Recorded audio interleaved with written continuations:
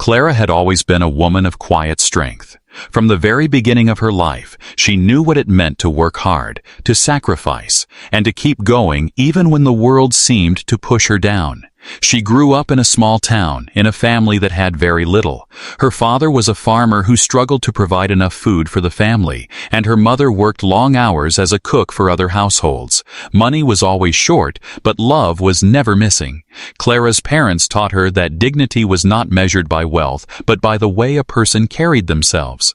As a young girl, Clara was bright and full of dreams. She wanted to study, to travel, and to become someone important.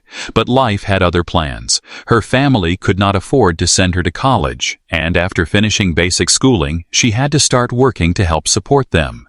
Her first job was cleaning houses in her neighborhood. She learned how to scrub floors, polish silverware, and wash endless piles of laundry. Even though it was exhausting work, Clara took pride in doing it well. She believed that every job, no matter how small, deserved respect. Eventually, Clara moved to the city in search of better opportunities. That was when she got a position as a maid in a well-known luxury hotel. The hotel was grand and glittering, filled with expensive chandeliers, velvet curtains, and wealthy travelers from all around the world.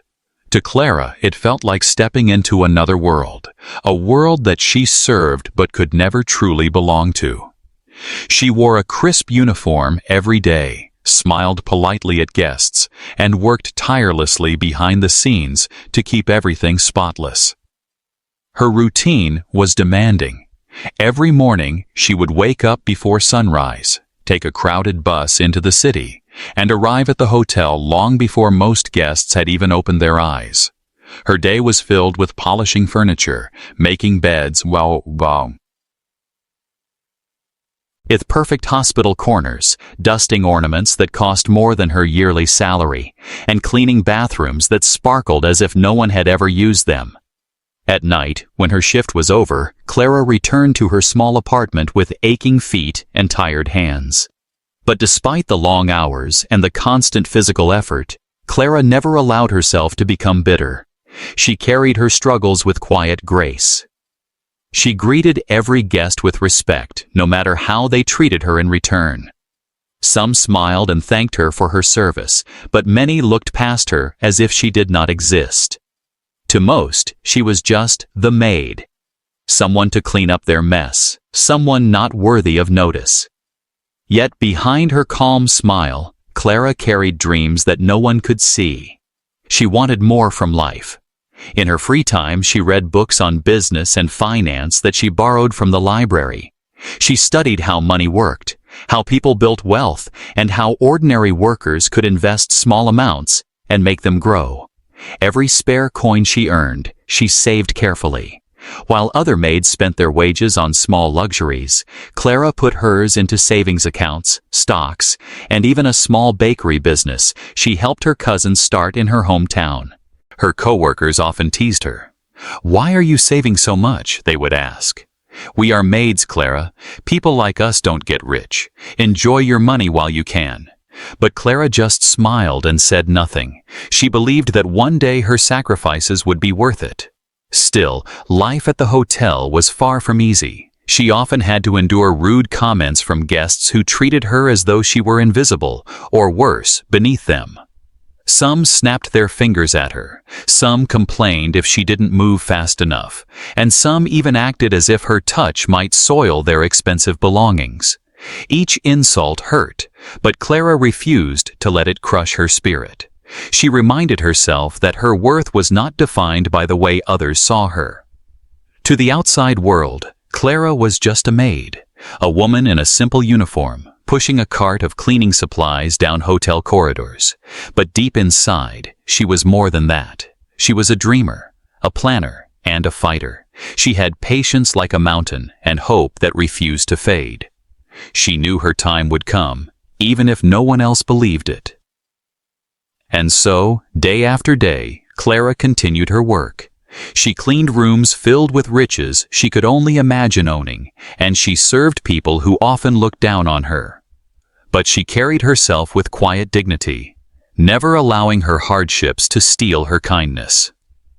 What the wealthy guests never realized was that the woman tidying their beds and sweeping their floors had the heart of a queen. And one day, the world would see it too. The day the wealthy guests arrived was one Clara would never forget. The hotel lobby, usually buzzing with travelers and quiet conversations, was suddenly filled with loud voices, the click of designer shoes, and the sharp scent of expensive perfumes. Everyone turned their heads as a group of 6 guests entered. 4 men and 2 women, dressed in the latest fashions, dripping with jewelry, and speaking as though the entire building belonged to them. Their laughter was loud, but it wasn't the warm kind of laughter. It was the kind that made others feel small. Clara, standing by the corner with her cleaning cart, noticed them immediately. She had worked long enough in the hotel to know the type: rich, entitled, and demanding. They didn't just expect good service. They expected the staff to bow to their every whim as if they were royalty. The receptionists put on their best smiles, rushing to check them in quickly, but Clara could sense the nervous tension in the air. Everyone knew these kinds of guests could cause trouble with just one complaint. When the group was escorted to their luxury suite, Clara was assigned to deliver extra towels and ensure everything was prepared for their arrival. She knocked softly, carrying the neatly folded linens in her arms. One of the women opened the door. She was tall, dressed in a glittering gown, and her eyes scanned Clara from head to toe with clear disapproval.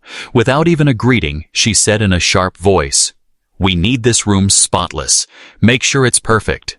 People like us can't live in filth." Clara kept her smile, even though the words stung. She stepped inside quietly, placing the towels in the bathroom and checking the room as instructed. The suite was already spotless. She had cleaned it herself earlier that morning, making sure every detail was flawless. But Clara knew from experience that for some guests, no amount of cleaning would ever be enough. As she worked silently, the men in the group sprawled across the velvet sofas, talking loudly about their wealth, their businesses, and their travels. One boasted about buying a new sports car in cash, while another bragged about a vacation home on an island. Clara moved quietly around the room, trying not to disturb them, but it was impossible not to overhear their arrogance. Suddenly, one of the women noticed Clara dusting the table near them. She wrinkled her nose and said loudly, "Why is she still here? Can't the hotel keep the help out of sight while we're settling in?" The others laughed. Another guest added, "Exactly. I didn't pay thousands of dollars a night to watch a maid shuffle around. Send her away." Clara froze for a moment. Her heart pounded in her chest, but she kept her face calm. She had faced this kind of disrespect before, but each time it cut her a little deeper. She wanted to speak up, to tell them she was only doing her job, but years of working in service had taught her that silence was sometimes the only shield she had. She placed the dust cloth back on her cart and gave a polite nod. "I'll leave now," she said softly. But before she could wheel her cart out of the room, one of the men muttered under his breath, just loud enough for her to hear, "About time. I don't like having these people hanging around. It ruins the atmosphere." Clara felt the sting of his words like a slap. She didn't need him to explain who he meant by "these people." She had heard it before. The subtle reminders that to them, she was nothing more than her uniform, her skin color, her position. She was the help, someone who should remain invisible. She left the room quietly, but inside, a storm was raging. On the outside, she walked calmly down the polished hallway, pushing her cart as if nothing had happened. But in her heart, she carried the weight of their laughter, their arrogance, and their cruel dismissal. Each step felt heavier than the last. Back in the staff room, Clara sat down for a moment, pretending to check her schedule. She didn't want her co-workers to see the sadness in her eyes. She had learned long ago that showing pain only gave the cruel ones more power. Still, the memory of those words stayed with her, echoing in her mind. Yet something else began to grow inside her that day, a spark of determination. She reminded herself of the lessons her parents had taught her, that dignity was not given by others, it was claimed by oneself. She might have been a maid in their eyes, someone unworthy of respect, but she knew the truth. She was more than her uniform, more than their insults. What the wealthy guest did not know was that Clara had already begun building a future that no one could take away from her. Their cruelty that day did not weaken her, it sharpened her resolve. They thought they were pushing her down, but in reality, they were pushing her forward. And while the guests relaxed in their suite, sipping champagne and laughing at their own jokes, Clara silently promised herself that one day, life would look very different. One day, she would no longer be the woman standing at the door, waiting to be dismissed. She would be the one holding the keys. Clara had faced disrespect before, but what happened that afternoon in the luxury suite lingered in her mind long after she left the guest's room. Their laughter, the sharpness of their words, the way they dismissed her as though she were an unwanted shadow. It replayed in her head like a broken record. She tried to shake it off, focusing on the rest of her duties, but her heart carried a weight that soap and polish could not wash away. When she returned to the suite later that evening to deliver room service, the atmosphere was no different. The wealthy guests were louder now, their voices slurred with the effects of expensive wine. They sprawled across the couches, leaving crumbs and glasses scattered on the table as if someone else's labor had no value at all. Clara carried the silver tray carefully, balancing plates of fruit and cheese, while the smell of roasted chicken drifted through the air. As soon as she stepped inside, the laughter died down for a moment. One of the men squinted at her, then smirked. "Look, she's back again. Didn't we tell you to stay out of our way?" he said, his tone dripping with mockery. The others chuckled, and one of the women leaned forward, her sparkling bracelets jingling. "You people never learn, do you?" she said coldly. "We're paying a fortune to stay here, and we don't want to see this." She waved her manicured hand toward Clara, as if she were pointing at dirt on the floor. Clara's cheeks burned, but she kept her head low. She wanted to drop the tray and walk out, but her pride and professionalism held her steady. She placed the food carefully on the table, arranging the dishes with the same precision she always used, even though her hands trembled slightly. Then came the final humiliation. One of the men, clearly enjoying the cruelty, leaned back in his chair and said loudly, "Tell the management to send someone else. Oh, it's tea time. Preferably someone who fits this place better. I don't want to see her face again." The others laughed as if he had made the funniest joke of the evening. The sound of their laughter filled the room, bouncing off the marble walls, searing into Clara's heart. She felt like she was shrinking, like her presence was an offense, like her humanity had been erased in their eyes. She bowed her head politely, whispered, "Yes, sir," and walked out with her cart. But as soon as the door closed behind her, her chest tightened, and she had to stop in the hallway to take a breath. For a moment, she leaned against the wall, her eyes glistening with unshed tears. It wasn't just the insult. It was the reminder of how often people like her were made to feel small, invisible, unworthy. Clara had lived with it her whole life, in school, where teachers favored the wealthy children, in the city, where strangers looked past her as if she were part of the furniture, and now, at the hotel, where she was nothing more than the maid. But Clara was not weak. She had been raised to endure storms without breaking. Slowly, she lifted her head, wiped her eyes with the corner of her sleeve, and straightened her posture. She pushed her cart back toward the service area, her footsteps steady again. That night, when her shift finally ended, Clara walked home through the quiet streets. The city lights sparkled, and the sounds of laughter and music floated from restaurants where people dined without worrying about tomorrow. She thought about the wealthy guests, their arrogance, and their cruelty. She wondered what made people believe they were better than others simply because they had money. At home, she sat at her small wooden table, sipping a cup of tea.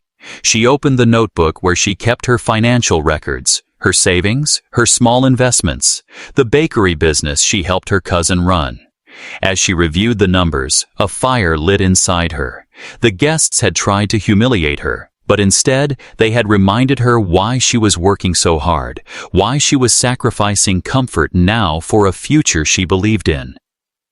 Every cruel word they threw at her became fuel. Every insult became a reason to keep saving, keep learning, keep dreaming. She told herself quietly, "One day, things will be different. One day, I will not stand outside the door. I will walk through it with my head high." The next morning, she returned to work with the same quiet dignity she always carried. No one could tell from her calm expression what she had endured the night before. Her coworkers chatted about guests, gossiping about tips and complaints, but Clara kept her thoughts to herself. When she passed by the wealthy guest suite again, she heard their voices through the door, loud, demanding, arrogant as ever. She smiled faintly, but not out of amusement. She smiled because she knew something they did not. They believed she was powerless, but she was building power in silence. They believed she was invisible, but one day the world would see her more clearly than ever. Clara walked on, her steps firm, her spirit unbroken. The humiliation had not destroyed her. It had planted a seed of triumph, and though no one else could see it yet, Clara knew in her heart that her story was only beginning. That night after work, Clara lay awake in her small apartment, staring at the ceiling as the sounds of the city drifted in through the window. The laughter of the wealthy guests echoed in her memory, their mocking words cutting deeper than she wanted to admit. She turned over in bed, clutching her pillow, but sleep refused to come. It wasn't the first time she had been humiliated, but somehow this time felt different.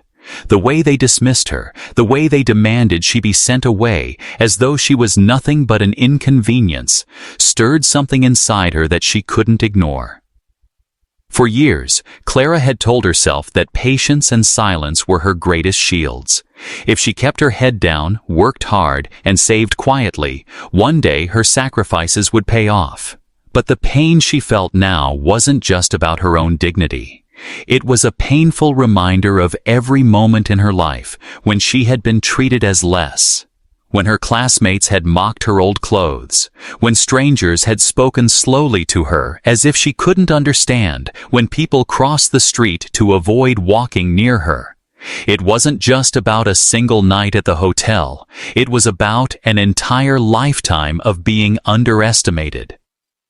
As the hours passed, Clara began to think more deeply about her future. She asked herself questions she had avoided for years. Was she content with being invisible forever? Could she continue scrubbing floors, making beds, and enduring insults until her hands grew too tired to work? Or was it time to start turning her secret dreams into something real, something that would free her from the chains of low expectations? The next morning, Clara rose earlier than usual. Her body ached from the previous day, but her spirit burned with determination. She tidied her little apartment, made herself a simple breakfast of tea and bread, and then opened her notebook once again. This notebook had become her treasure chest, filled with numbers, plans, and dreams. Every page carried evidence of her sacrifices, the money she had saved, the small shares she had invested, the bakery business she helped her cousin expand back in her hometown. She flipped through the pages slowly, running her fingers over the neatly written numbers. The sum was not enormous, but it was growing. Clara realized that for years she had been waiting for someday to arrive, someday when she would finally be free. Someday when she would no longer have to endure such humiliation. But now she understood. Someday would never come on its own. She would have to bring it to life herself. At the hotel, Clara worked as usual, but her mind was elsewhere. Every time she pushed her cart past the wealthy guest's suite, she felt that same sting in her chest. Yet she also felt a new kind of energy, like a flame quietly flickering within her. The guests believed they had broken her, but instead, they had awakened her resolve. During her short lunch break, Clara sat in the staff cafeteria, sipping soup while her co-workers laughed and chatted around her. She overheard one of the younger maids complaining about the guests. "They're so rude," the girl said. "I can't wait for them to check out." Another sighed and added, "That's just the way it is. People like us have to swallow it." Clara stayed quiet, but inside she thought, no, It doesn't have to be this way. Not forever. That evening, when she returned home, Clara did something she had never done before. She called her cousin who managed the bakery. They talked for nearly an hour about business, about expanding, about what more they could achieve together. Clara listened carefully, asked questions, and took notes. For the first time, she allowed herself to imagine being more than a maid, to imagine being a businesswoman, a leader, a woman who made her own rules. But along with that spark of hope came doubt. She wondered if she was reaching too far. After all, she was just Clara, a maid with calloused hands and tired feet. Could someone like her really build a future strong enough to leave this life behind? She sat in silence for a long time, staring at her notebook, the pages filled with numbers that seemed both promising and uncertain. Then she remembered her parents. She thought of her father, who worked the fields from dawn until dusk without ever giving up, and her mother, who never let hardships steal her kindness. They had raised her to believe that hard work and dignity were worth more than gold. If they had been able to survive with so little, surely she could push herself to rise higher with the little she had managed to save. That night, Clara wrote a promise to herself in bold letters on the last page of her notebook. I will not remain invisible. I will not let others decide my worth. One day, I will own something greater than anyone expects. As she closed the notebook, Clara felt a calm strength settle over her. The humiliation she had endured had not broken her. It had sharpened her. What the wealthy guests thought was a victory over her spirit had, in truth, planted the seed of her future triumph.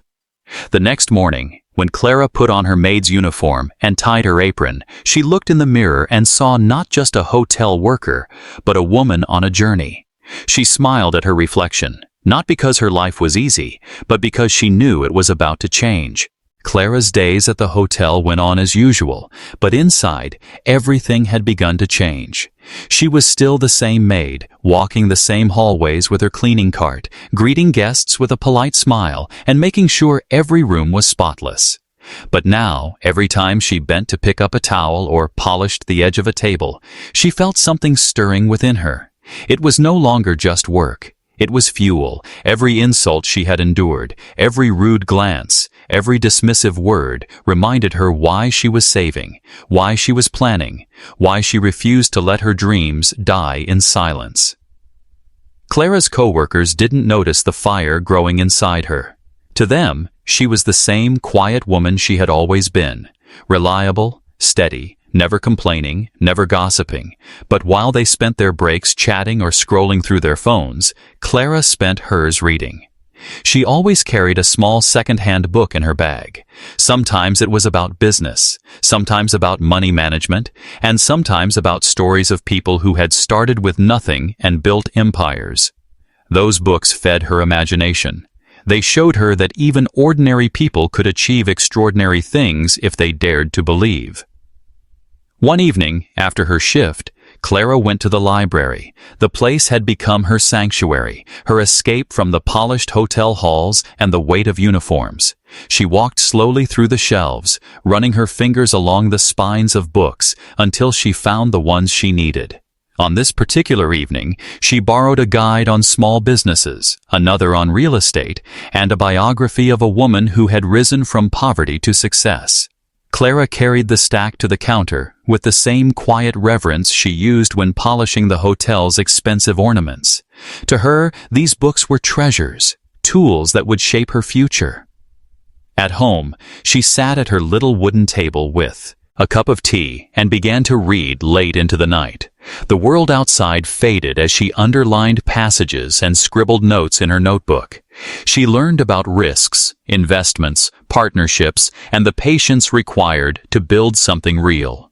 She also learned that success didn't happen overnight. It required sacrifice, vision, and above all, courage. Clara knew she had already mastered sacrifice. Now, she needed to nurture courage. Her cousin, who managed the bakery, often called her with updates. "Business is growing," he told her one evening. "We've started getting orders from nearby towns. I think we could open a second branch one day." Clara listened with excitement. Her small share of the business had already started paying returns, and she reinvested every cent. She didn't spend her money on luxuries. Not new clothes, not fine meals, not even small comforts. Her co-workers sometimes teased her, asking why she worked so hard without enjoying life a little. But Clara knew she was enjoying life in her own way. Each coin she saved, each page she studied, each risk she took gave her joy. She was building a future invisible to others, but deeply alive inside her heart. Still, the hotel reminded her daily of how far she had yet to go. The wealthy guests continued their stay, throwing parties in their suite, leaving behind chaos that Clara and others had to clean. Once, she entered their room after a particularly loud night.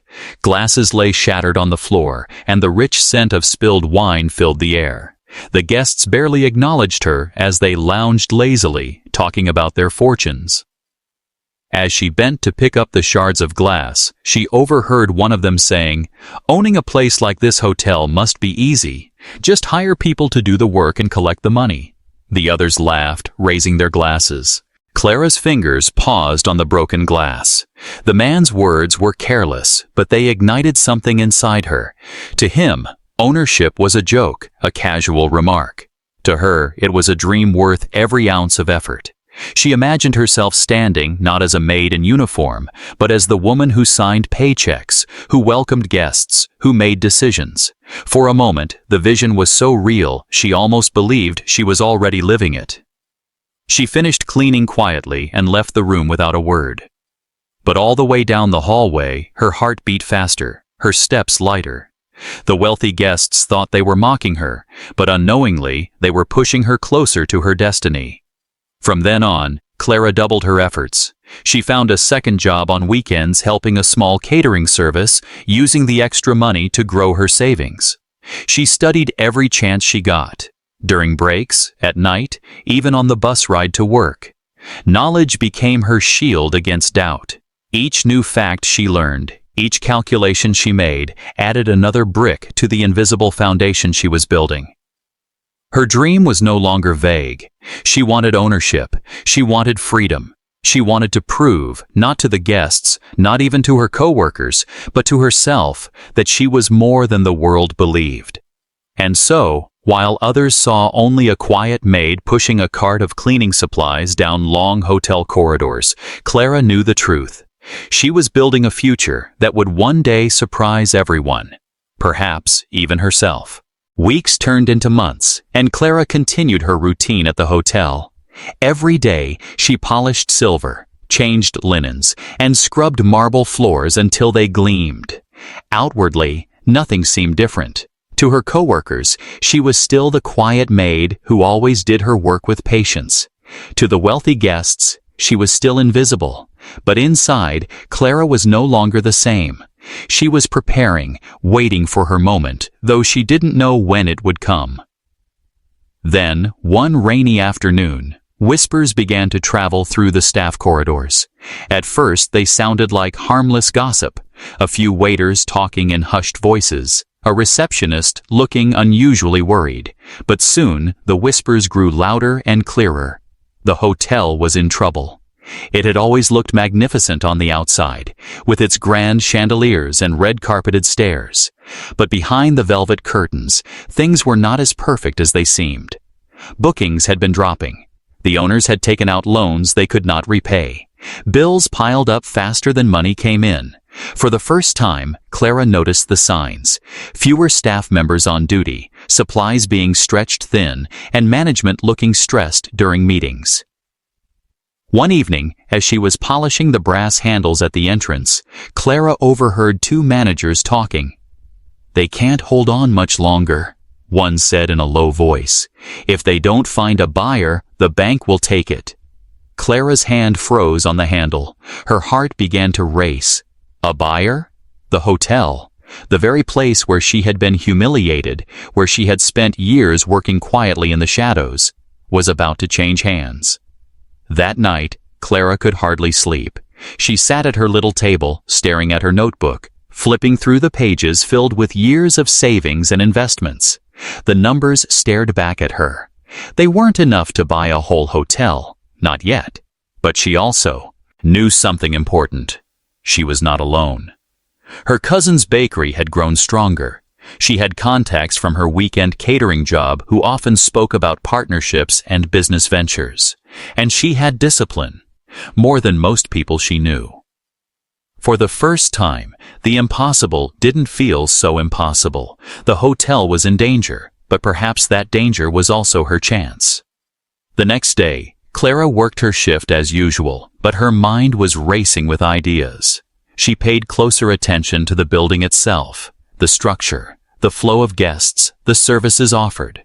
She began to imagine what she would do differently if the hotel were hers. She pictured updating the dining area, hiring more staff, and treating them with the respect she had always longed for. She imagined walking through the halls, not in a maid's uniform, but in a suit, greeting guests as their host. Still, the doubts tried to creep in. "You're just a maid," a voice whispered in her mind. "How can someone like you own a hotel?" But Clara pushed the voice away. She remembered all the times people had underestimated her, and how, step by step, she had proven them wrong. When she spoke to her cousin about the possibility, his reaction surprised her. Instead of laughing, he grew thoughtful. "You know, Clara, it's crazy," he said, "but maybe not impossible. You've saved more than anyone I know. And I've seen how you think. You're smarter than most of the business owners around here. If the hotel is really going up for sale, why not try?" His words lit a fire in her. For so long, Clara had carried her dreams quietly, almost secretly, fearing that others would mock her for aiming too high. But hearing someone else believe in her gave her courage. Over the next few weeks, Clara moved carefully but deliberately. She reached out to people she trusted, small investors who respected her discipline and vision. She gathered advice, studied contracts, and prepared herself for every possibility. The more she learned, the clearer her plan became. Meanwhile, the situation at the hotel worsened. Guests noticed the cracks, delays in service, fewer luxuries, a tired staff. Complaints began to rise. Management looked more desperate with each passing day. Finally, the announcement came. The hotel was officially on the market. For most of the staff, it was a time of fear and uncertainty. They worried about losing their jobs, about the future of their families. But for Clara, it was something else entirely. It was the moment she had been waiting for without even realizing it. Standing in the grand lobby one evening, as the golden lights reflected off the marble floors, Clara felt a strange sense of destiny. She looked around at the building she had served for so many years, the building where she had been made to feel small, and whispered quietly to herself, "One day, this place will belong to me." The thought no longer seemed foolish. It felt like truth waiting to unfold. The sale of the hotel did not happen overnight. It took months of negotiations, papers, and sleepless nights. Clara worked harder than ever, juggling her shifts at the hotel while quietly building her future behind the scenes. No one at work suspected anything.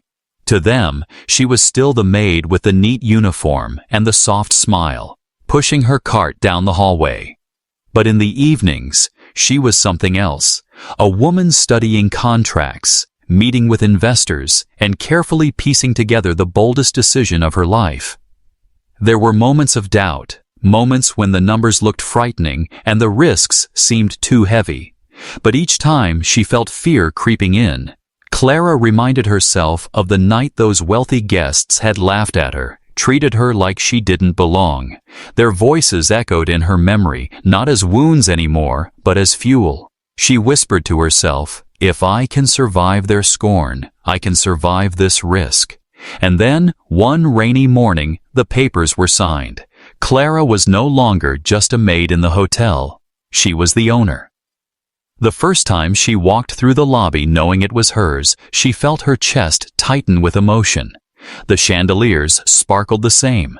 The red carpet stretched across the floor as always. But everything looked different now. Each step she took carried a new weight, a new pride. She was not serving anymore. She was leading. Clara made her first decisions quickly. She gathered the staff and spoke to them not as a fellow worker, but as their new employer. The room was silent as she stood before them, her voice steady but warm. "I have worked beside you for years," she said. "I know the challenges you face. I know the disrespect you sometimes endure. But from now on, this hotel will not be a place where people feel invisible. It will be a place where dignity is honored, for guests and for staff alike." The workers broke into applause, some with tears in their eyes. They had never seen a maid become the boss. For many of them, Clara's success was a light in the darkness, proof that dreams could rise from the humblest beginnings. News of the change spread quickly through the city. But the most dramatic moment came weeks later, when the wealthy guests returned. They arrived with the same arrogance as before, carrying their designer luggage, laughing loudly as they entered the lobby. Clara was in her office, reviewing plans for renovations, when a receptionist came to tell her the guests had checked in. At first, she hesitated. Part of her wanted to avoid them, to keep her distance. But then she realized this was the moment life had prepared her for. She walked into the lobby calmly, dressed not in a maid's uniform, but in a tailored suit that fit her with quiet authority. Heads turned as she passed, staff and guests alike noticing the air of confidence around her. She approached the group, who were busy complaining about their rooms, as if nothing had changed.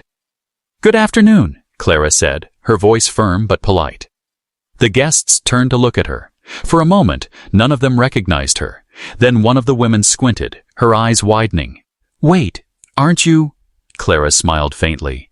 "Yes, I used to work here as a maid, but now I am the owner of this hotel." The words hung in the air like thunder. The guests stared at her in stunned silence, their mouths slightly open. The men who had laughed at her before, who had demanded she be sent away, now shifted uncomfortably. The women who had waved her off with disdain lowered their eyes. Clara did not gloat. She did not raise her voice or throw their cruelty back at them. Instead, she stood tall, her dignity shining brighter than any insult they had ever thrown. "I hope your stay is comfortable," she said evenly, "and I trust you will find our staff more than capable of meeting your needs. Here, everyone deserves respect." With that, she turned and walked back toward her office, leaving the wealthy guests speechless. For the first time, they saw her not as the maid, but as the woman who held the keys to the very building they had treated as their playground. Their arrogance crumbled in the face of her quiet strength, and Clara, without a single cruel word, had won the greatest victory of all. That night, as she stood by the window of her office, looking out at the city lights, Clara thought about the journey that had brought her here. She thought of her parents' struggles, her years of silence, the nights of humiliation, and the dreams she had once kept hidden in a notebook. Now, all of it had led to this. She whispered to herself, "This is only the beginning."